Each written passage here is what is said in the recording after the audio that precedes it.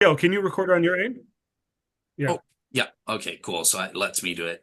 Okay, great. All right. So I will share my screen, entire screen, and share sound. Um, That's for video clip. Share. All right. Hopefully the slides are popping up there. Yes. Yeah. All right. And make that full screen for you guys. Okay, so this, as Reverend Sully said, this was the fourth of the 4-week plan, and on the series on the Shroud of Turin. And for in terms of the 4 weeks, in terms of the series, we've covered the first 3 weeks. The first two being on the scientific evidence about the Shroud images. Then last week we turned to look at some of the positive historical evidence in favor of the authenticity of the Shroud.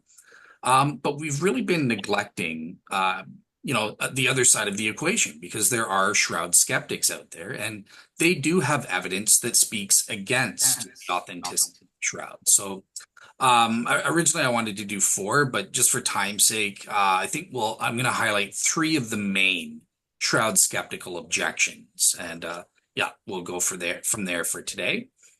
Um, so those three skeptical arguments. The first one is going to be in 1988, they did a carbon-14 dating of the shroud.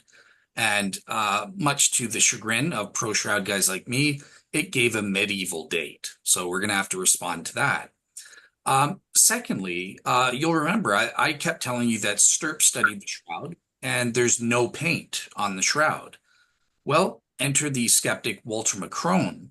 And he actually said he studied some of the shroud samples and he says, no, there is paint on the shroud. So we have to deal with him. And then finally, I've gathered from you guys that you really want to get into a lot of great historical and possible biblical inaccuracies with the shroud. So I thought we would kind of take a break from the science and look at some different historical objections. All right, so let's get into today. The first topic is the 1988 carbon-14 dating fiasco. So essentially, back in 1988, the shroud was carbon-14 dated. And like I said, the results were published in a secular science journal, the journal Nature, in 1989. And they dated a sample from the corner of the shroud, and it gave dates 1260 to 1390 with a claimed 95% degree of confidence. And you can see up in the picture, here's the leaders, Michael Tite, Teddy Hall, and I forget who the third guy is there. But yeah, 1260 to 1390, exclamation point. And, this was devastating news for a lot of people. They lost interest in the shroud. It was kind of game over. This is, in fact, a medieval fake for a lot of people. But right from the beginning, the credible Stirp scientists, they realized there was something going on with this carbon dating because this result directly contradicted all of their findings from 1978, and during the Stirp project. So they realized something wasn't right here, and because of this, they were outspoken in their objections to what was going on. And this raised the question, well, are shroud skeptics actually rational in believing that the shroud is in fact medieval on the basis of the carbon-14 results? And in response to this, I want to provide you guys with 5 reasons as to why I think shroud skeptics are irrational to believe the shroud is medieval on the basis of this carbon-14 test. So the first has to do with the unreliability of the AMS carbon-14 dating method in 1988. Secondly, there is a breach of proper scientific protocols, quite a lot of them actually. Thirdly, they only dated one sample location. This is clearly an insufficient sample size to extract a reliable date. Fourthly, the one sample that they did date was probably the worst location they could have picked on the cloth because there has been scientific evidence suggesting that that area of the cloth is non-representative to the rest of the cloth. And then finally, it's kind of covered up by the bar. I don't know if you guys can see it or not, but finally, there have actually been a total of 6 peer-reviewed science journals and secular peer-reviewed journals um, proving that there are statistical problems, proving there is a systematic bias. So let's get into a little bit more detail to explain what these are. If I can move this thing.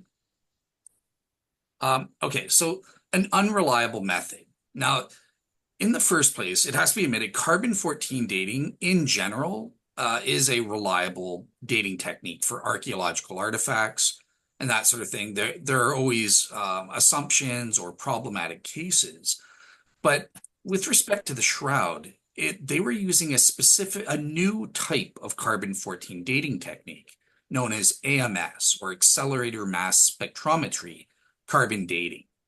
And at the time it dated the shroud, it was only about 10 years old. It had just been invented 10 years prior. And it was actually known for being unreliable with respect to dating textiles like the shroud. And I just want to quote carbon-14 scientists. These are not pro-shroud people. These are just secular carbon-14 scientists. And this is what they had to say. So in 1989, at the time, New Scientist magazine published a paper about a detailed study by Britain's Science and Engineering Research Council. And they actually did a study comparing the accuracy of about 38 carbon-14 labs using artifacts of known age as controls. What was their final conclusion? They said, quote unquote, the margin of error with the AMS carbon-14 dating seems to be as much as 2 to 3 times as great as practitioners of the technique have claimed. Of the 38 labs investigated, only 7 produced results that the organizers of the trial considered to be satisfactory. And as part in that same article, Dr. Murdoch Baxter, the director of the Scottish University's Research and Reactor Center at East Kilbride, he said, quote unquote, it is now clear that other unaccounted for sources of error occur during the processing and analyzing of the samples. The AMS labs in particular were way out when dating samples as little as 200 years old. And this even as of late as is 2004, there was a peer-reviewed journal in which one of the most famous carbon-14 scientists in the world, Dr. Lloyd Curry, he said, with respect to dating the shroud in particular, quote unquote, a wave of questioning has followed of possible artifacts that could have affected the carbon-14 result. The question of non-contemporaneous organic matter artificially adding to the carbon-14 content and therefore making the shroud date younger than it should, the medieval period instead of first century, that came from oil, wax, tallow, smoke, and bacterial attack. The effects of such can be very serious and complex a matter in relation to the shroud, and therefore is deserving of new quantitative investigation for the possible impacts on measurement accuracy. Again, this is not some Christian pro-shroud guy. This is Dr. Lloyd Curry, one of the most famous carbon-14 scientists in the world, who's saying this. Now, in addition to this, the 3 labs that ended up carbon dating the shroud in 1988, they were actually conducted an intercomparison test in 1983. Just because there was some concern, this is a brand new method. How would they do? So they actually did a test to see. And all of the labs, when they tested 3 samples of a known age, and guess what? All 5 of the labs got the ages wrong by half the known age in a total of 7 out of the 17 experiments. So this is extremely unreliable and that sort of thing. So that's the first thing. There are some general questions regarding the reliability. Is that making sense to everyone so far? Definitely, Dale. That makes sense. I guess my question would be, if this style of carbon dating is so faulty and is known to be so faulty, why would these specific researchers use this method? Yeah, so essentially there was an older carbon-14, the first carbon-14 method that was invented in 1959 or something like that by Willard Libby, I believe. And the problem with that, the reason they couldn't use that, so for example, STIRP wanted to do a carbon-14 dating test themselves, but they couldn't because it takes so much material that the church would just never allow you because it'd be basically destroying the shroud. So when you carbon date something, you have to just cut out material and then you destroy it, you carbonize it in order to take the measurement. So the reason this AMS method was selected is because it only took a lot smaller portion of the shroud cloth in order to date it. So I think they kind of overlooked those issues out of, well, at least we don't have to destroy the shroud, so let's just see what we get. Does that make sense? Yeah, definitely. Thank you. Cool. Okay. So the next objection, breach of proper scientific protocols. And this one is great because my friend, someone that I know, the pro-shred expert Joe Marino, he's probably done the most and written the most comprehensive book called, as you see it in the corner there, the 1988 C14 dating of the Shroud of Turin, a stunning expose. And he analyzed all of the biased corruption and politics that went behind the 1988 carbon-14 dating. And you can see I've kind of, oh, sorry. I've kind of listed some sources here, and I just want to very quickly show you some stuff here. But so Joe Marino on academia.edu, he has a lot of free sources here, including helpful bibliographies that link to all the sources. So if you want to go more in depth and research it, Joe Marino is probably the best. He was a librarian, so he's cataloged all the sources in helpful bibliographies for you. And beyond that, believe it or not, Joe Marino has been selected by Hollywood. They're working on a movie right now, and I'll just show you.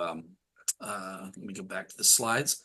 But Joe Marino is kind of a celebrity in the shroud world because famous Hollywood actor Rob Schneider has recently converted to Christianity, in large part because of the evidence for the shroud, and Joe Marino played a pivotal role in that. So Rob Schneider is actually currently working on the next Passion of the Christ. It's going to be a Hollywood blockbuster movie talking about the shroud and Joe's role in exposing the carbon-14 dating. So he's hoping it'll be as big as the Passion of the Christ there. So yeah, this isn't a nobody, but yeah. So just to kind of explain what are some of the breaches that I'm talking about? Well, in the first place, it was STIRP who originally planned sorry, who originally planned a STIRP 2.0 project. And they had planned a total of 26 scientific experiments to be performed as a follow-up to STIRP in 1978. Carbon-14 testing was only one of these tests. Now, unfortunately, the leader of the carbon-14 dating method was a guy named Harry Gove. He's the one who invented this new technique. And he was an atheist. He hated Christians. This is you can read it for yourself in his book. And he actually conspired behind the scenes to eliminate STIRP entirely from the process.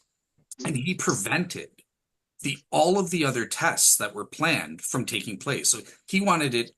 The only thing they would do is the carbon-14. That's it. The heck with the other scientific experiments.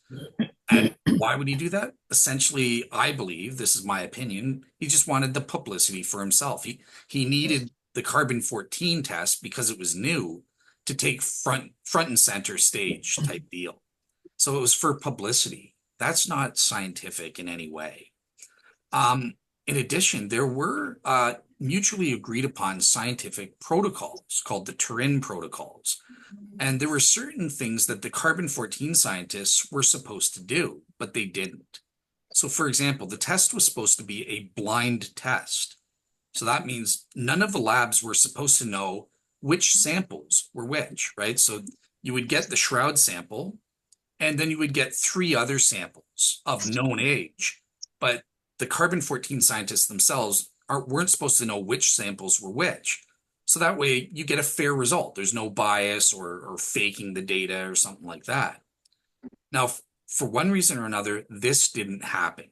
This protocol was breached. All of the labs were told this sample's from the Shroud, and they were told which samples were which in terms of the controls.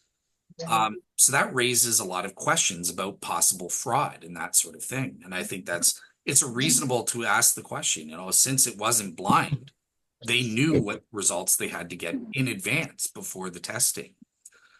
Additionally, the scientific protocols required that there should be no communication between the labs. But what happened? Well, in the summer of that year, all three labs secretly met before publicizing their results. And they didn't follow the procedure of sending their data independently to the third party for statistical analysis. So again, that smacks of, is there a conspiracy going on? It's possible, at least, right? If they're conspiring beforehand. Next up, immediately after publicly declaring the Shroud to be a medieval fake, the Oxford lab, which was one of the labs that did the testing, suddenly received an anonymous £1 million payment, because this is in Britain. And the leader, the head honcho of the carbon dating of the Shroud, Michael Tite, all of a sudden received a permanent, very lucrative job posting as the chair at Oxford. So, again, if you're looking at conspiracies here, I'm just going to quote my good friend Barry Schwartz, who, when he was on my show, he put it, look, how does that smell? There are just so many of these breaches of just common sense protocols that it doesn't look right. It looks like there's something going on here. So that's the second thing. Is that making sense to everybody? Yep. Okay. All right. So the third, getting into a little bit more substantive objections. So here's the first one. It's the fact that they only dated one sample location. And here's Harry Gov, the guy who invented the carbon dating, the biased atheist who was kind of one of the leaders of this test for the Shroud. And even he, so, this is the principle of enemy attestation. Even he is saying, quote unquote, the new procedure is bound to produce a dating result that will be questioned in strictly scientific terms by many scientists around the world. So what he's talking about there is originally the STIRP team set it up that they would take 3 samples from different locations on the Shroud and carbon date those. And that helps mitigate against possible contamination errors. If there's a problem in one location on the Shroud, okay, that should be mitigated by dating other areas on 2 other areas on the Shroud as well. But for some reason, it was switched at the last minute to just dating one sample location. And this is what Harry Gov is talking about this. He's complaining that, well, this is going to produce a result that will be questioned in strictly scientific terms, who will be very skeptical of the arbitrarily small statistical basis for our testing. The use of a single sample is ill-advised as it will not generate a reliable date, but will rather give rise to world controversy. We suggest that it would be better not to date the Shroud at all. This is Harry. Yep, go ahead. This is Harry Gov himself who's saying this. Now, the one thing that I would like to ask is, okay, if Dr. Harry Gov has so much scientific integrity, when he was told, no, we're going to stick with dating the one sample, why didn't he say, well, then fine, we're not going to do it because this isn't going to be a proper scientific result? Instead, he went ahead with it anyways. Why? Because I think publicity was more important for this guy, and promoting his brand new carbon-14 method through doing it on the Shroud was more important.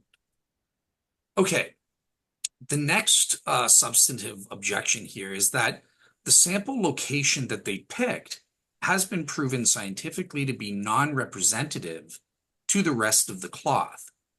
And this relates to what my friend Joe Marino, who I was talking about before, he invented what's called the invisible reweave hypothesis to explain why we got the erroneous results. And what this basically says is that in the 1500s, there was damage to that corner area of the shroud. And so they had to repair it. And he's discovered through his historical research that there was a method called French invisible reweaving. And that's what he thinks happened is he thinks the area that the carbon-14 scientists chose just so happened to be the area that was repaired with a patch from the 1500s. So basically what that does is when you have material, some material from 30 AD and more material from the 1500s AD, when you carbon date that, it averages out. And that's why they got this medieval date. It's an erroneous date. But what is the evidence? What that shows us that this area is non-representative to the rest of the cloth? Well, here are six scientific findings that Stirp and other scientists have discovered. So, for example, they're interwoven into the fibers. There's cotton mixed in with the linen in this sample location. There's no cotton on the rest of the shroud cloth.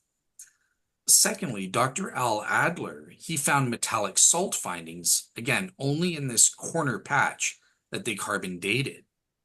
Other experts like Ray Rogers and Pam Moon have found that there is certain yellow matter dye or rose dye in this area. So when somebody was doing an invisible reweave, they would, in order to make it invisible, one of the things they would do is they would dye it so that it wouldn't stand out bright white, like, oh, here's the new patch. They wanted to make it look older like the rest of the cloth so it would blend in. So they found this dye in that area. There is also a gum arabic binder present. There's certain contaminants like wax and starch in this area. And another thing that's really helpful that illustrates the difference is the blue quad mosaic image. So this is a scientific instrument that allows you to see the different chemical composition of the cloth. And here's a helpful visual. So you can see, here's the rest of the shroud cloth. It comes off in the blue quad mosaic as an orange or yellowish color. Here's the area they carbon dated. For whatever reason, it's coming off as dark blue in color. There's clearly a difference that this scientific instrument, the UV fluorescence studies, is picking up here, and that reflects some kind of chemical difference in the composition. So, yeah, this is kind of the evidence that suggests there's something going on with the patch they chose. They chose the wrong location to date. Is that making sense to everybody? Yeah, Dale, that definitely makes sense. So Awesome. All right. is them choosing this spot by accident, or is it tactical that they did so? So I'll be honest. So some people think that it's tactical because these findings were definitely known at the time in 1988, or at least some of them were known at the time in 1988. So they would have known there was some issues here. That said, they did bring on textile experts, and it was the textile expert who made the decision, primarily because back in 1973, a small area was removed called the rays fragment. Do you see right here, this little part? So the rays fragment was already removed and cut out back in 1973. And because of that, they said, well, this area is already destroyed, so let's just cut it out from this area. So if I'm being honest, I do think that the location was an accident, just my best guess. But there are some people who say no, they did this on purpose. They knew this was a problem area. Of course, I would say even if they knew it was a problem area, how did they know that this would give them a date in the medieval period like they wanted, though? I think it's an accident is the best explanation. Okay, and one other question. So you're saying the date of the patch that they carbon dated and the date of the rest of the material. When they get those two dates, they just take an average? Yeah, so if the invisible reweave patch is correct, right? So you would have now again this has been mathematically quantified. You would have to have about 80% of the material being new material, meaning dating from the 1500s, being this patch, and only 20% could be the original material from 30 AD. And when they blend that together in the carbon-14, that would arrive at this 1260 to 1390 medieval date that they got as an average. Does that make sense? So yeah. Does that make sense or no? Yeah, it definitely makes sense. Yeah. Okay. Okay. Okay. So here's going to be probably a hard thing to understand. So I'm going to do my best to explain it. And this is what I think is the most devastating critique. So in 2017, a guy named Tristan Casabianca, he actually sued the British Museum under a Freedom of Information Act.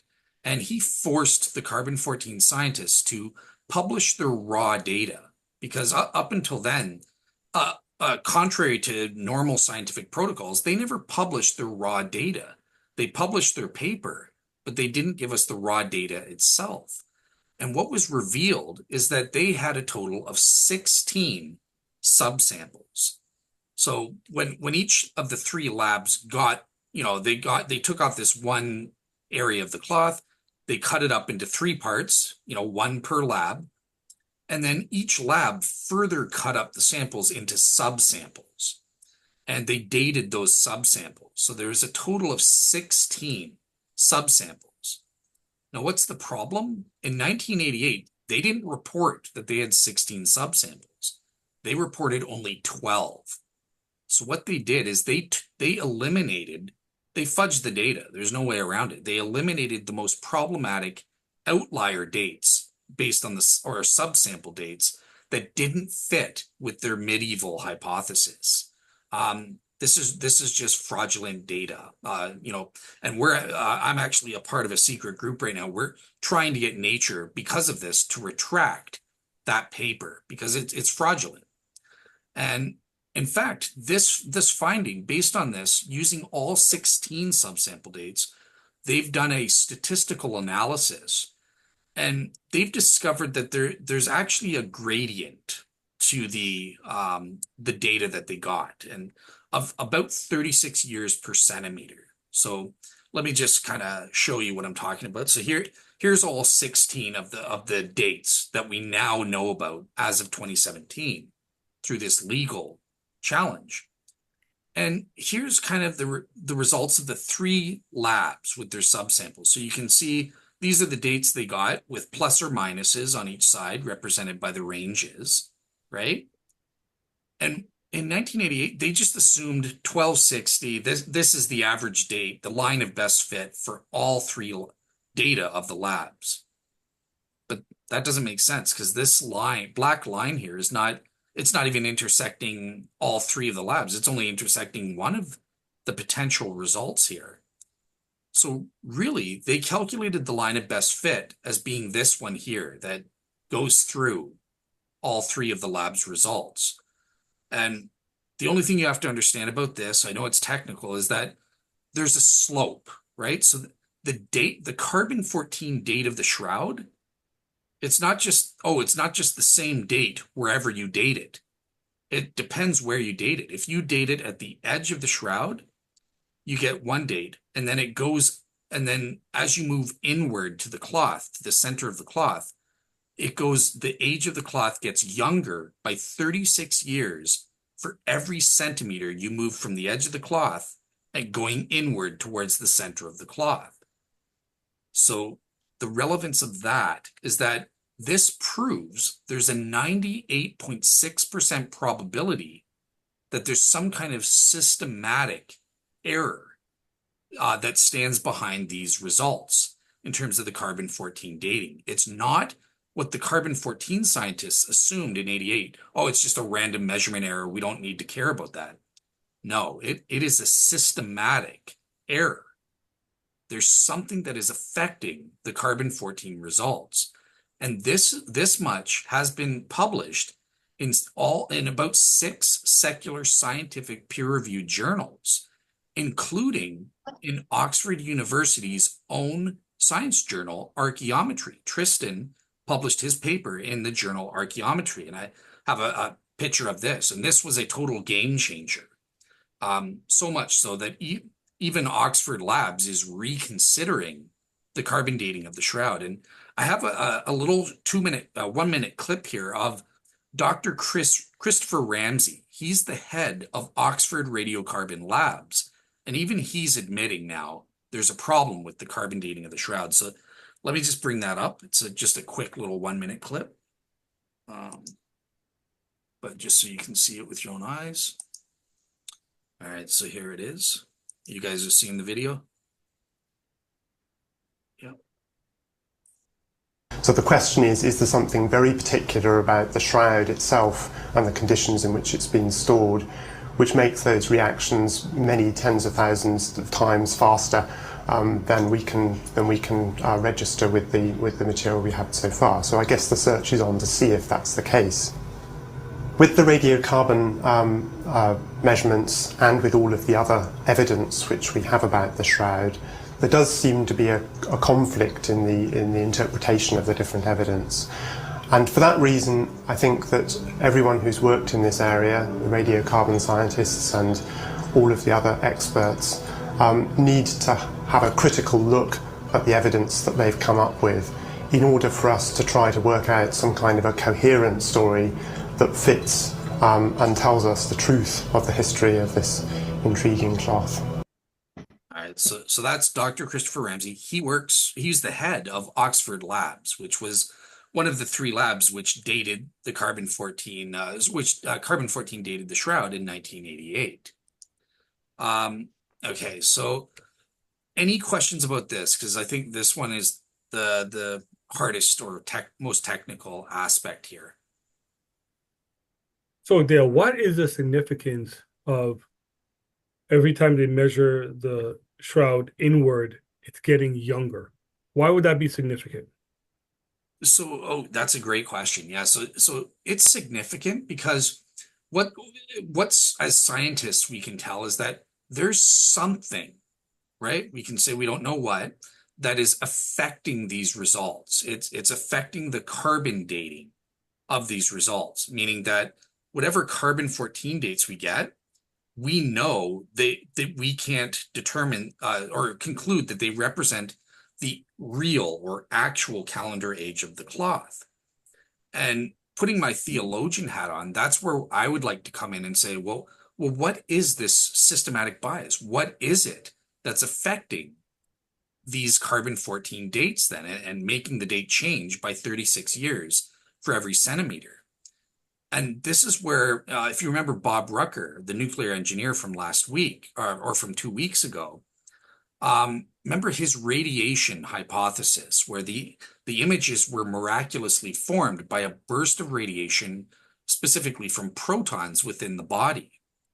Well, guess what? It just so happens that explanation also explains the problems with the carbon-14, because in addition to protons, the body would also release neutrons, and neutrons affect carbon-14 dates. And he's actually calculated it out using what's called MCNP software, so the Monte Carlo neutron particle software. This is the software that's used by the US government in the Department of Energy. It's the top software in the world when it comes to calculating this kind of thing.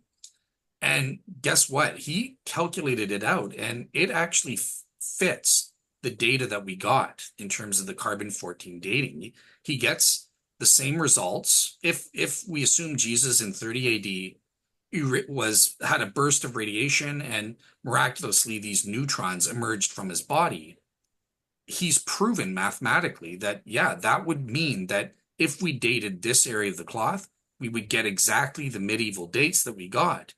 But what's more, his model predicted that we would get that slope, 36 years per centimeter as well. So believe it or not, the carbon-14 dating is actually proving that a miracle took place, much to the chagrin of skeptics. It's not proving it's a medieval fake and stuff like that. It's suggestive that a miracle radiation burst took place at Jesus' resurrection.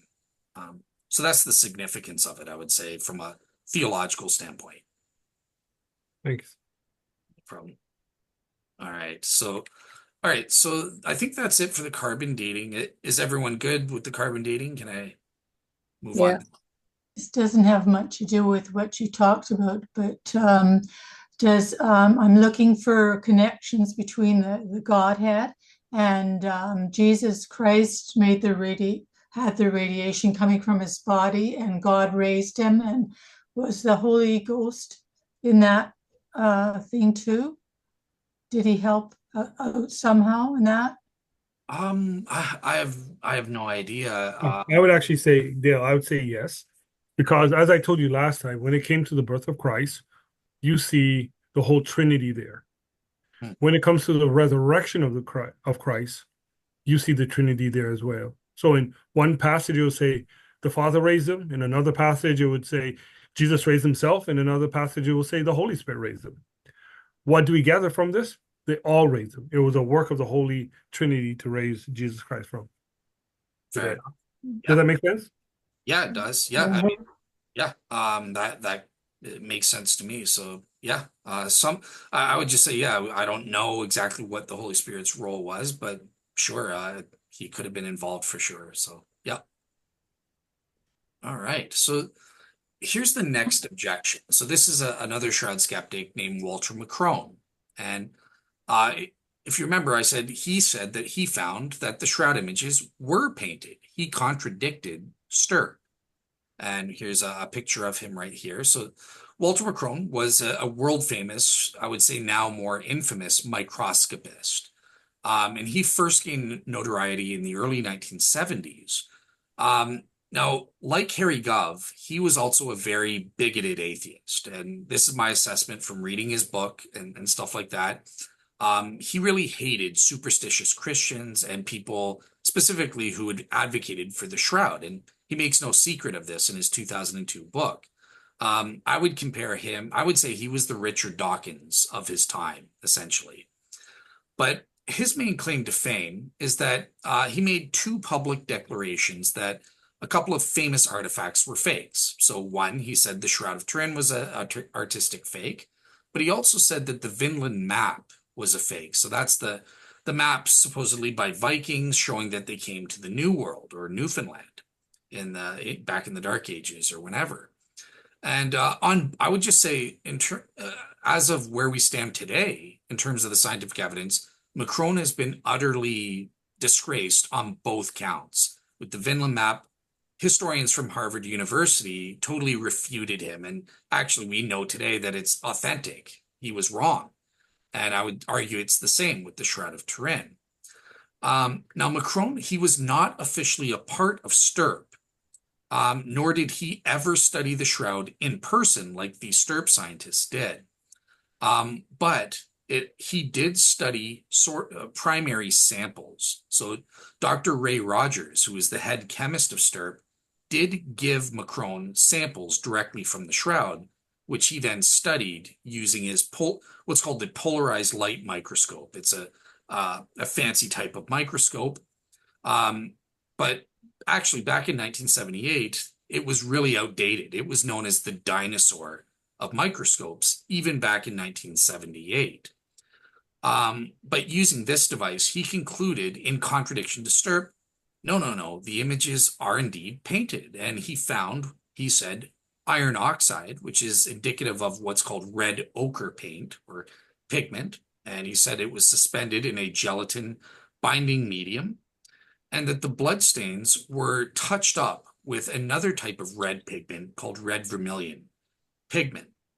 Now, just by way of contrast, you'll remember Sturp published all of their results and scientific findings and conclusions in dozens upon dozens of secular scientific peer-reviewed journals, the top journals in the world. Well, what about Macron? Well, he published in a scientific peer-reviewed journal himself, but it was the microscope. And this doesn't count as proper peer review. Why? Because he was the editor of the microscope. Of course, he got away with publishing his own papers. That's cheating. That isn't really proper peer review. So there is no contrast. When it comes to Sturp's conclusions, those have been vetted. Those are properly peer-reviewed. Macron's findings and conclusions were not peer-reviewed. He published them in his own journal. And believe it or not, for the sake of this lecture, I tried to look up on the Macron Institute website just to show you these papers. But it seems like even the Macron Institute is now embarrassed by Macron's findings and papers. They've totally removed it from the website. Here's what I got for a 4-page not found. So they've totally removed all of these papers that Macron's published on the Shroud. So yeah, just kind of giving you a primer in terms of who's credible. Sorry. All right. So, okay. So, but let's get into a little bit of the details. What were these alleged pro-paint findings that Macron claimed? Well, there are 4 of them. So number 1, he claimed to find iron on the Shroud images, right? So remember, iron is used in that iron oxide or red ochre pigment, okay? Secondly, he tested the body images and showed he had positive tests for proteins. Remember, proteins are important because they're used in that gelatin binder, which pigments have to be in order to, paint them onto a surface and that sort of thing. Thirdly, he observed various optical properties under his microscope of the image fibers that he said indicated the use of paint. And fourthly, he conducted certain tests for blood, which came out negative in the blood stains. Now, one thing I just have to admit up front, and I've been careful not to mention this until now, is that it is true. Both Stirp and Walter Macron found contamination particles. So there is paint or pigment particles on the Shroud, both in image and non-image areas. But even Macron admits these aren't relevant to how the images were formed, that they're just due to simple contamination. So, for example, it's been documented that throughout the centuries, Roman Catholics would put paintings over top of the Shroud to kind of bless them as a second-order relic or something like this. And we've actually got 50 documented cases from modern times of this. Well, when you do that, when you put a painting on top of the Shroud, certain particles of paint are going to fall and land and contaminate the cloth. And just to show that, it's not just paint. Look, they found a whole bunch of contaminants on the Shroud, including insect legs, a modern felt tip pen mark, pink nylon. So, there is this issue of contamination. And again, Walter Macron recognized that there was this contamination of paint and other things on the Shroud. So the question is, well, why would Macron say that these specific pigments weren't contamination, but made up the images? Well, okay, so let's look at them. So the iron on the Shroud. So it is true that iron was found on the Shroud. But you have to remember, Stirp conducted all the same chemical tests that Macron did, plus other ones.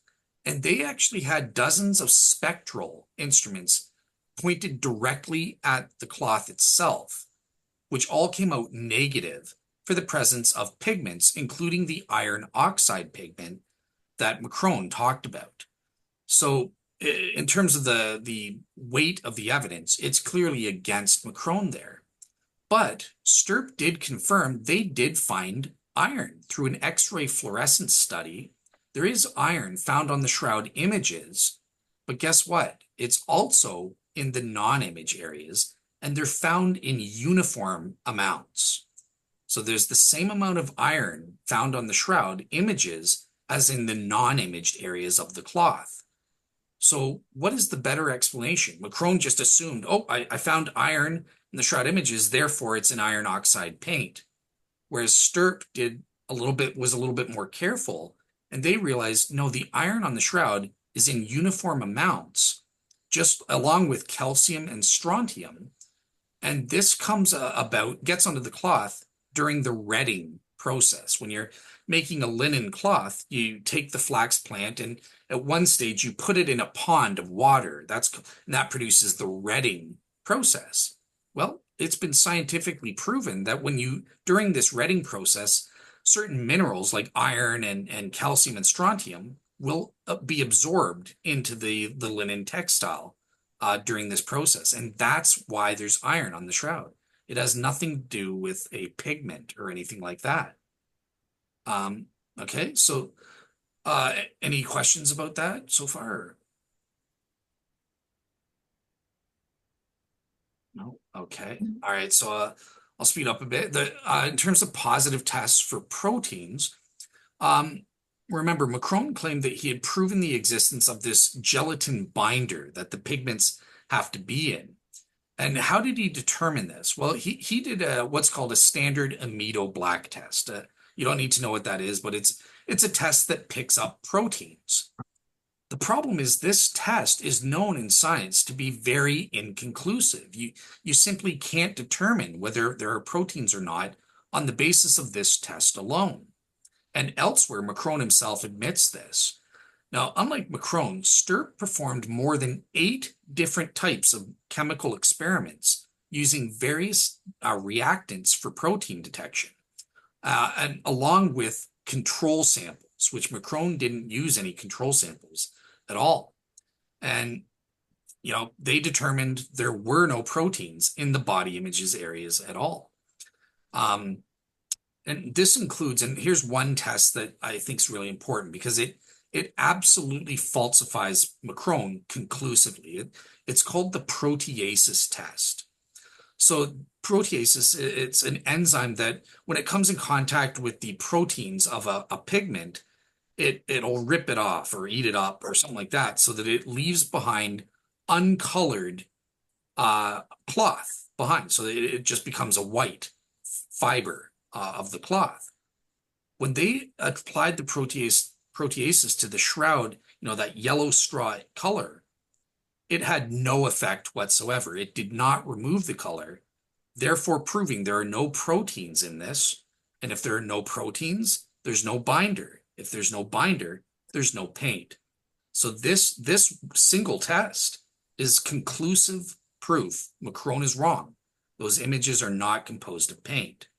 Any questions about that so far? No? Okay. I hope this is the Reading test that introduced what chemicals into the shroud?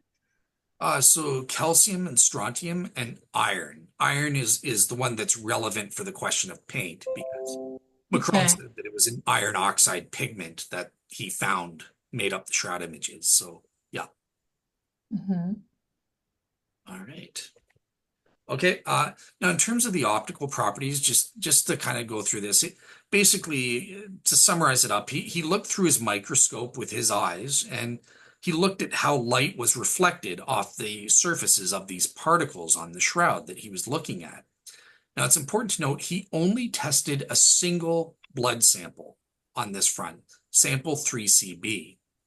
And he noticed that the refractive indices, the way the light reflected off of this particle and that sort of thing was inconsistent with blood and more consistent with this iron oxide paint that he said he found, or vermilion paint that he said to find on the bloodstains.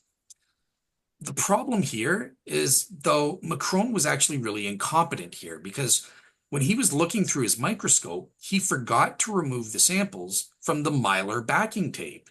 And that means the light is not just reflecting through the particles themselves, but through this backing tape. And that throws everything off. Whereas the Stirp scientists carefully removed the backing tape before conducting these optical tests, proving that it is consistent with blood and is not consistent with the pigments. And furthermore, remember what I said about those contaminants, right? We found insect parts, we found pink nylon on the shroud. Macron made this hasty conclusion that all of the bloodstains were painted with these pigments on the basis of looking at one single sample. Contamination wasn't even something he thought about at all. That's just illogical. It's like concluding the shroud images must be composed of bugs' legs because I found a bug leg on this one sample. That's illogical. You can't do that. Um, Finally, in terms of the negative tests for blood, um, now Macron, he tested the blood stains and he said there's no potassium in the blood stains. Um, okay, that's fine. Well, here's the problem. Stirp confirmed that Walter Macron was right. For once, on this one, Macron gets something right. But the Stirp scientists also confirmed there's no potassium in the blood stains. Well, we have some nurses here. There's no potassium in the blood, it ain't blood. Here's a quote from Macron. I enjoy hoisting Stirp on their own petard. I can't help noting that Stirp not only ignores much of my data, but even some of their own. If they don't find potassium with iron and calcium taint blood. And guess what? He's right about that. So, my gosh, how do we explain this then? Does this falsify that there's blood? No, not at all. In the first place, we had dozens of positive tests proving that there was blood with certain organic elements, right? Like serum albumin and hemoglobin and immunoglobulin and stuff like that, as well as certain antigens that are suggestive of certain primates and mammals. But in addition, with this no potassium finding, the Stirp scientists addressed this oddity by saying, well, it could be on account of one of two things. Number one, we have to remember that the Shroud's bloodstains are not whole blood. They're not necessarily blood as it flowed out of a living human, but merely blood exudates. And this would explain why they would have such low potassium signals. The other issue was a technical one, whereby let me just move this. The instrument, there was a poor signal to noise ratio, and that precluded making any definite conclusions on the basis of a lack of potassium. You can't say it's not blood due to that issue. So that was Stirp's answer on this one finding that Macron had that was actually legitimate and needed explaining. That makes sense to everybody? Mhm. Yep. Okay. All right. So now we come to the fun part. Let's get away from the technical science stuff and get into the stuff that I think you guys like, the biblical and historical inaccuracies that some Shroud skeptics like to raise. So Shroud skeptics, oftentimes they're Christians. I remember at the beginning of the series, I quoted John Calvin, and they'll say, well, look, the Bible itself and or what we know historically about first century Jewish practices, these are contradictory with what we see on the Shroud Man. That it can't be Jesus. And in terms of the Bible, there are two objections that I hear all the time. So the first is that the Shroud Man has long hair. And if you remember, didn't I say last week that this depiction of Jesus with long hair really started in the 6th century up until today? Before that, most people depicted Jesus with in the Greco-Roman style, short curly hair, clean shaven, and that sort of thing. So, and beyond that, doesn't Paul himself tell us in 1 Corinthians 11 that it's forbidden for a man to have long hair? He asks, doesn't nature itself teach you that if a man has long hair, it is a disgrace to him? So Jesus must have had short hair. And the second objection is based on the Gospels, are mostly with the Gospel of John, but Luke as well. And they'll say, well, the Gospels mention multiple cloths or strips, plural. The shroud is just one single cloth. And look, even if you grant what I argued for last week, that the Sudarium of Oviedo is the head cloth, well, that's 2 cloths at most, whereas the Gospels seem to indicate there's 3 or more cloths that are involved in burying Jesus. So this is, again, a contradiction.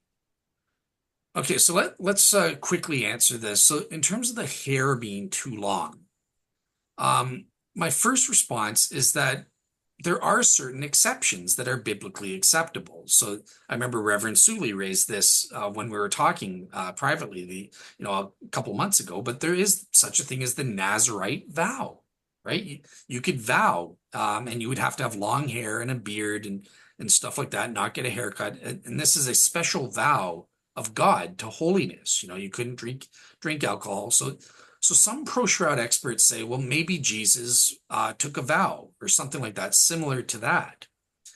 But next up, and more importantly, is that the actual experts say this is total naivety. It's not true.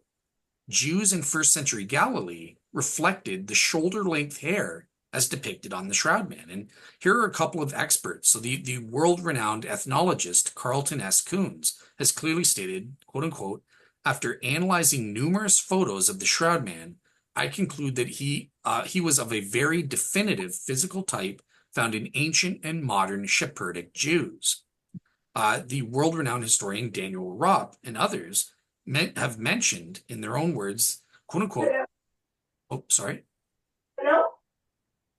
Yeah. You have a question or? No, Dale, you could go ahead. Okay.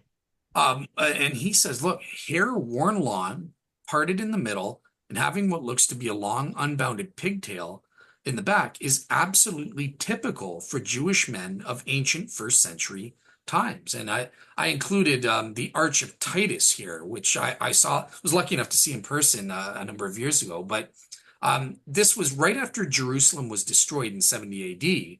The Romans took a bunch of Jews captive, and you can clearly see certain Jews with longer hair that's shoulder length kind of thing, just like the shroud man's in this depiction. So, and oh yeah, here's a Greco-Roman. And my final quote on the hair being too long, this is from Gary Habermas. So he addresses this issue, quote unquote, our concept of what Paul meant by long hair is usually affected by our own views of what constitutes long hair. Well, Paul was speaking of effeminate men who wore their hair in styles peculiar to women. Paul himself would probably have worn shoulder-length hair, in keeping with the hairstyle of other Orthodox Jews of his day. As a matter of fact, the traditional style of an Orthodox Jewish man of 2,000 years ago is much the same for him today, a ponytail of hair and side locks, precisely what we see on the shroud. And other commentaries back this up. They say that the Greek word that's used in 1 Corinthians 11 is not the Greek word for hair, which again, Suli, you can correct me on this, but I think that's triches, which means hair proper, versus komi, which is talking about the hairdo, the style of the hair. He's forbidding men from wearing their hair in styles that are typical of women and vice versa. That's really what is in view here. So yeah, that's the answer to that. Okay, what about this issue of there being multiple cloths mentioned in the Gospels? Well, like I said, Luke speaks of Jesus being wrapped in plural linen cloths or wrappings. The Greek word is orthonia there. And John, he never mentions a single linen sheet at all, but he writes of two men, quote unquote, binding the body of Jesus in linen cloths, orthonia, plural. So what's going on here? Is this a contradiction? Well, no. What's being spoken of here? These multiple cloths are talking about the bands or strips of cloth. I think in the Greek it's the chorea that encircled the body and served to tie or bind the corpse to the shroud itself, to the sindon itself. And even biblical scholar Dr. Thayer, in his Greek English lexicon, speaks of these being used, quote unquote, for tying up a corpse after it had been swathed in linen. So there is no contradiction here. There were linen strips that would have been used to tie the cloth as a whole to Jesus. And perhaps other scholars have speculated about a chin band around the head as well. So that's what's being referred to in the Gospels. And you might say, okay, well, do we have any of these strips? Well, no, they've been lost to history. They only kept the cloth. But guess what? There was one intriguing find by STURP scientist Dr. John Jackson on the Shroud of Turin through a transmitted backlight image that was revealed. And I just want to show you that clip. It's a 6-minute clip, and that's it for the videos. But let me bring that up because I think you guys will really get a lot out of this. Is that showing up the video?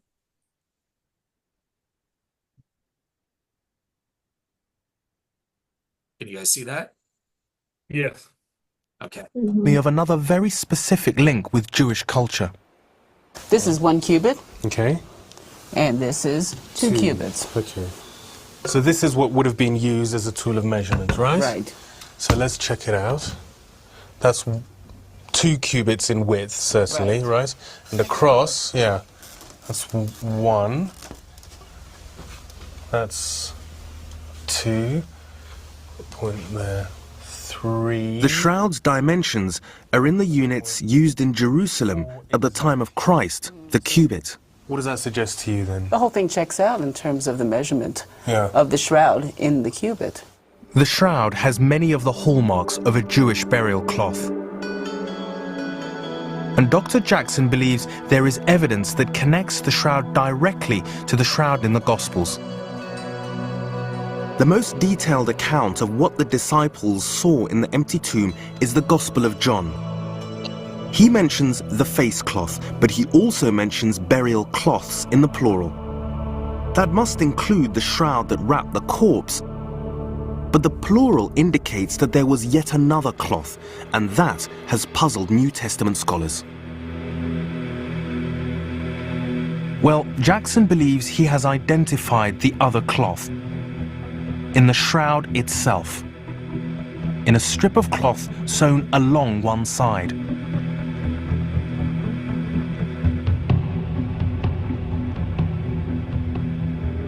This is a transmitted image. It's a transmitted light image. It's an absorption image. And if the shroud is being held up. Jackson owns this backlit image of the shroud taken in 1978.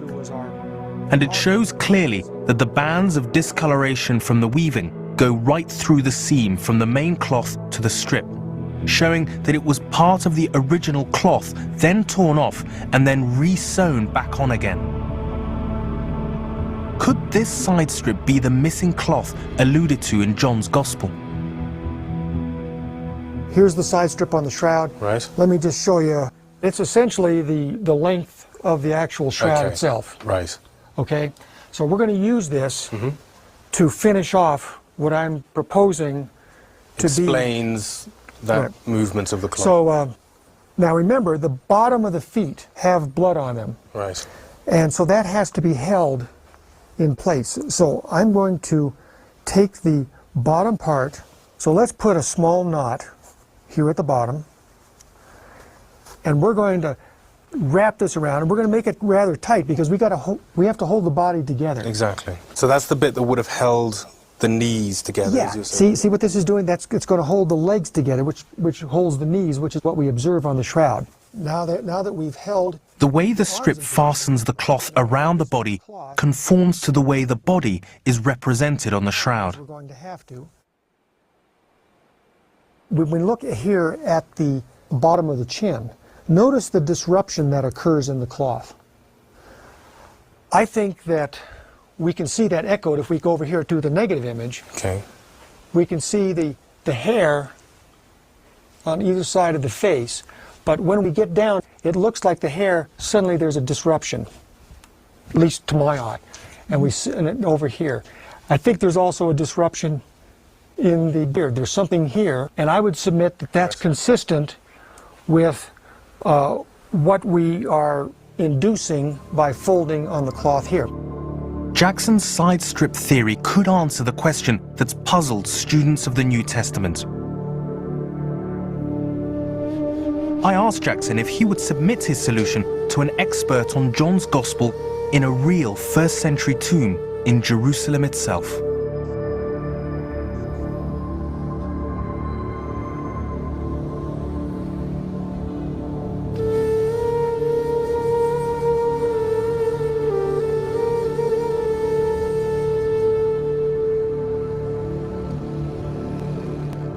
I've arranged for Dr. Jackson to present his theory to Dr. Stephen Need, a New Testament scholar. This is just the sort of tomb that's referred to in the Gospel.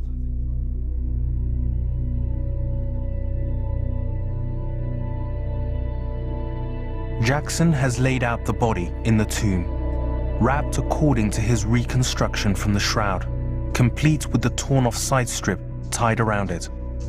For accuracy, the sudarium or face cloth that John's Gospel describes is also in position. Then, just before Dr. Need's arrival, the body is removed to leave just the cloths.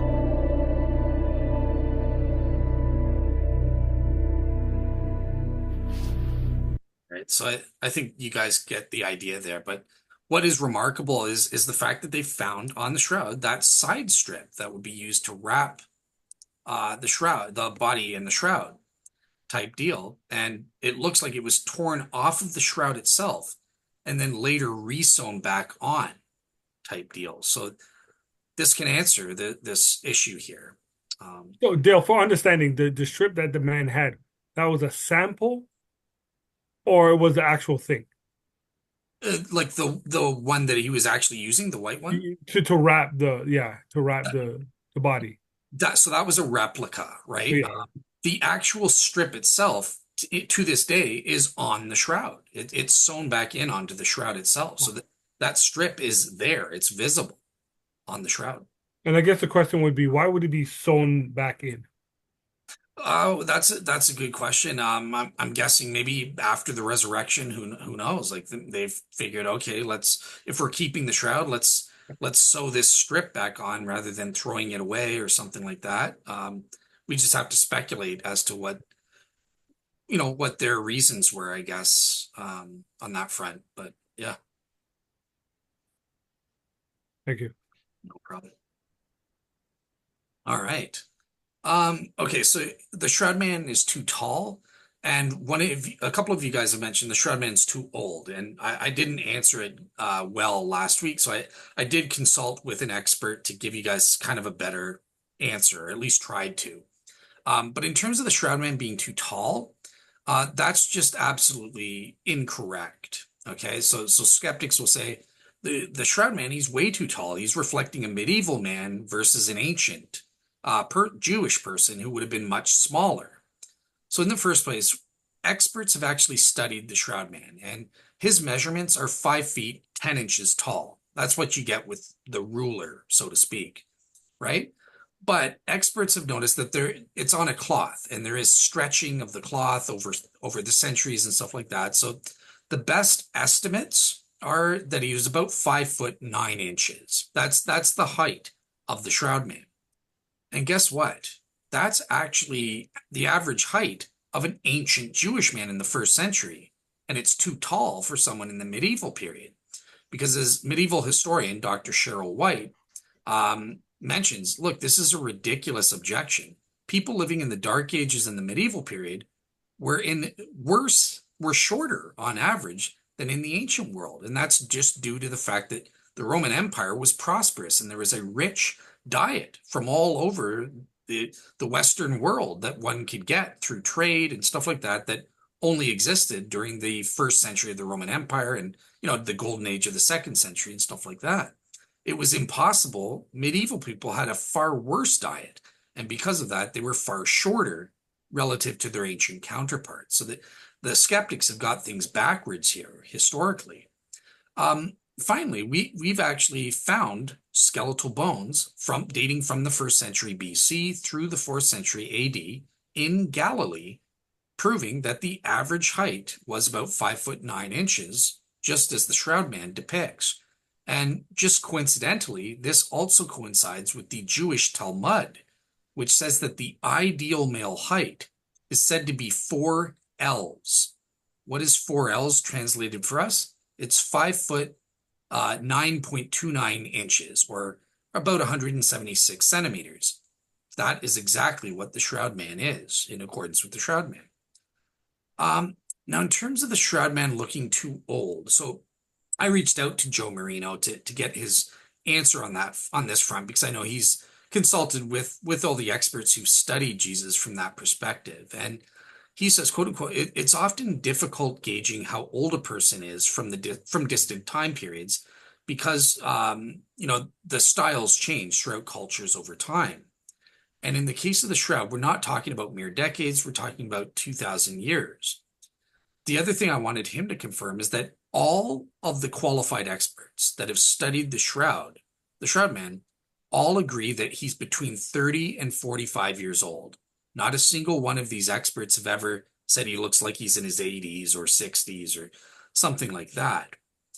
Now, the experts do say that it is possible to have the illusion of the shroud man looking older. And the reason for that is because there is evident signs of unimaginable torture that the shroud man had to endure that affected his facial features. So, for example, there are proven to be various contusions and bruises and swelling. For example, the right cheek is very swollen on the shroud man. There's a broken nose that is evident according to anatomists and medical experts. So the serenity of the shroud man's face has been distorted by the wounds that he's got. And that's what the experts are saying. If you're not trained to spot that stuff, it may appear to you like he's older than he really is. Whereas all the experts say, no, he's between 30 to 45 years old. And just an interesting side note for you, Reverend Sully, because last week you kind of were skeptical of my notion about, saying Jesus had light brown hair or something like that, and that may be a possibility for Jews. And I looked into that, and that is indeed a genetic possibility for first century Jews living in Jerusalem.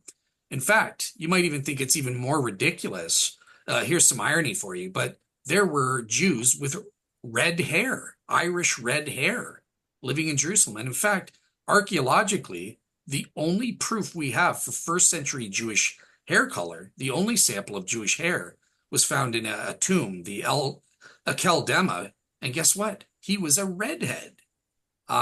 So yeah, I just wanted to caution you on making assumptions that, well, because most Jews would have had darker color hair, that means all Jews living in the first century had to have this kind of colored hair.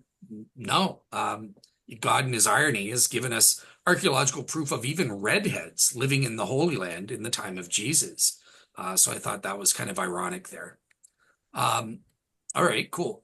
There are also various inaccurate Jewish burial practices, and I'll just summarize these quickly. I'm not sure how I'm doing on time, but I mentioned there's missing myrrh and alloys on the shroud. This isn't detected on the Shroud of Turin by Sturr. But the answer for that is because there are different forms that these spices can be brought in, right? And again, the Gospels speak of them in pounds. So that doesn't really fit a liquid being poured on a body. It's more probable that they were brought in as a granulated powder or a dry block form, and they were placed beside the body to postpone putrefaction. And this is especially the case given the hectic, incomplete nature of Jesus's burial, where the women had to return the following Sunday morning to finish the burial preparations. Somebody also asked about the body not being fully washed and that sort of thing. And somebody said, I think it was Eden, I'm not sure who, but you brought up a great point that there were different traditions for ancient Jews in terms of washing the body. And there is actually a Jewish tradition dating to the first century that says if you had a certain amount of blood on a body, if a man was killed violently, just as Jesus was, and it had over a quart of blood or something, or either a quarter of blood, I forget what the exact amount was, but if it had more blood over that amount, it was forbidden in the Mishnah for people to wash the body. So yeah, that's a great explanation for the person who is saying that their Jews don't allow them to wash the body even today. It goes back to this tradition in the Mishnah. So yeah, just wanted to follow up on that. Now here's something that I think you guys will really like in terms of Jewish burial practices. So some skeptics, it looks like the shroud man's eyes are very wide to the naked eye. They're open and wide. But when we see the photo negatives, we realize actually the shroud man's eyes are closed. They're not open. But it appears like there's something round over top of the eyes. And shroud experts have identified, oh, well, these must be coins that are over top of the eyes to prevent the eyelids from opening. And we've actually proven archaeologically that this is a Jewish burial practice from the ancient world, dating to the time of Jesus and into the 2nd century there. But here's what's interesting about these coins, because some shroud experts, like Dr. Alan Wanger, have investigated these using a polarized image overlay technique. And what they found is that these coins have over 74 points of congruence with the Filius Lepton Roman coin. This was a coin minted in the time of Pontius Pilate. And in fact, there's even a spelling error on it in terms of the name of Tiberius that all historians admit was only produced from 29 to 32 AD, meaning the coin on Jesus's eye, on the shroud man's eye, reflects a coin that has a spelling mistake that was only in production for a period of 3 years, right during the time Jesus was crucified. So if this is true, this is incredible. And here's a helpful visual image. You can see what the coin looks like with the chi there, and through the polarized image overlay technique, they've got the same mistake there, the chi and then the C, and you can see the kind of the hook of the shepherd's staff there kind of thing. So yeah, this is a possible thing that could even date the shroud specifically to the time of Jesus, if true. So yeah. Okay, the last thing to talk about is the textile evidence. And so some shroud skeptics say that the cloth itself is too sophisticated. It looks like the product of a medieval period when textiles were more advanced compared to the ancient 1st century. And there's that 3-to-1 twill that it's made of. But unfortunately for skeptics, in the first place, virtually all textile experts who've studied the shroud say the exact opposite. So John Tyre, for example, studied X-radiographs of the shroud cloth from Stirp. And when he compared it to the medieval textiles, he concluded that the shroud is a very poor product by comparison to medieval European fabrics. It is full of warp and weft weaving defects. The impression that he as an expert was left with is that the cloth is a much cruder and probably earlier fabric than the medieval backing cloth and patches on the shroud. This is what he thinks lifts the shroud out of the Middle Ages more than anything he's seen. And in terms of, is the shroud unprecedented in the ancient world? No, we have actual cloths with 3-to-1 twills, but cloths that are even more sophisticated, dating back thousands of years before Jesus even existed. So we have a 4-to-1 twill in Egypt dating to 1450 BC. We have a linen cloth exactly like the shroud with a 3-to-1 twill or weave that goes to Palmyra in 136 AD, 136 years after Jesus. So these textiles do go back to the ancient world, and that has been archaeologically confirmed. But here's one thing I just want to leave you with, and this will be the last thing, but the world-renowned textile expert, Dr. Methchild Fleur-Limburg, she was the expert put in charge of the 2002 restoration project on the shroud. And she actually got to study the shroud in person, up close and personal, so to speak. And after her detailed studies of the stitching on the shroud, she gives her opinion. And she says, quote unquote, the entire cloth was crafted with a weave known as a 3-to-1 herringbone pattern. This kind of weave was special in antiquity because it denoted an extraordinary quality. What's more, the peculiar stitching pattern in the seam was the work of a professional and is surprisingly similar to the hem of a cloth found in the tombs of the Jewish fortress of Masada. The Masada cloth dates between 40 BC and 73 AD, right during the time of Jesus. The evidence is clear. The linen cloth of the Shroud of Turin does not display any weaving or sewing techniques which would speak against its origin as a high-quality product of the textile workers of the 1st century. So I think that's kind of a summarization of the evidence. Here's kind of everything we've gone over in this series, bringing it to an end. So week 1, we first discovered that the shroud is either a medieval artistic fake or it's the authentic burial cloth of Christ. And we looked at the scientific features and properties of those images. It's 3-dimensionality, it's superficiality and photonegativity, things like that. In the second week, we saw that there are no non-miraculous explanations that can explain all of the shroud images and all of these features. The only explanation that works is some kind of miraculous resurrection radiation hypothesis during Jesus's resurrection. In the third week, we saw that we have evidence that can prove the shroud pre-existed medieval times and even trace that back to the historical Jesus himself. And in the final week here, we kind of went over 3 of the main shroud skeptical evidences and provided refutations for those. So yeah, just want to say thank you guys so much for letting me teach this shroud series. I hope it's encouraged you to look, because I think it's amazing that there's scientific evidence for the resurrection of Jesus there. And yeah, so just want to say thank you guys so much for letting me do this. I hope you enjoyed it. You know, I think Suli mentioned last week he was thinking he wanted me to continue. I don't think that's going to happen, but I'm open to whatever you guys want. If you want me to continue teaching the shroud, I'm happy to do that if there's particular topics you want to know. Or I'm happy to come back and teach on other topics if you think I did a good job. But either way, thank you, all of you, for letting me do this. It was great.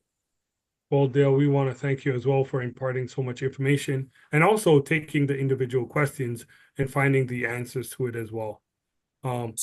In my impression, I thought you probably forgot about it. The person who even asked the question probably forgot about it, but you were able to note it and answer those questions. So we appreciate that as well. I think we can do a part 2. I'm going to give our church 2 months off for Bible study. We're supposed to, right, guys? We usually take look at the smiles. July and August off, and then we start back in September. So we'll start back in October. And Dale, we could use you again. We could do a short part 2. I like the topics, circle evidence for the resurrection. I know a lot about that topic as well, so we could share that. And there's much more that you can do. So I hope you guys appreciated this time. Sharing. It's a lot. Do you guys have any questions? I know that sometimes when a topic is new, it's hard to formulate questions, because I doubt that many of you in your daily life even heard of the shroud. No. So something new to you. If you were probably familiar with it in your everyday life, you probably have questions formulated. But if you ever do have questions, if you have now, speak up or forever hold your peace, or hold your peace until you ask me a question, and then I will definitely go and ask Dale the question to get you the answer or connect you somehow with Dale. Nice. Yeah. I personally want to thank Dale for his presentation, and very well studied. I have never heard of the Shroud of Turin before. So I thank the pastor for bringing it to us, and I can't say I'm 100% sold, but I have learned something new. It seemed like a miracle. What came to mind is when the woman touched the hem of Jesus's garment, she was healed. And if God was permitting those miracles to happen today, everybody would be moving to Italy that's to touch the shroud. But I do appreciate it, and I'm glad that I've learned something new. Absolutely. Yeah, that one thing I'll just add, because that's a interesting point, that some pro shroud experts say that in Acts, Paul mentions something very weird about handkerchiefs and towels being used to miraculously heal people. So they try to say, well, that's influence based on the shroud, because the shroud was used to heal people in the first century and stuff like that. So maybe it's an offshoot of that. That's what some people say. Yeah. Interesting. So Jesus having potentially blonde hair is interesting. So now I will be able to talk to my Nation of Islam and Black Hebrew Israelite friends and say maybe he could have had blonde hair. Who said Or he did? light brown, I think. I would more go with light brown than blonde. He wasn't, I don't think he was a Swede or anything like that. Yeah, a surfer from Beverly Hills. But thank you, Dale. So I want to do a shroud part 2, and we'll probably do it in the next time when we resurface, if you guys are okay with that, because I think this is very, very interesting.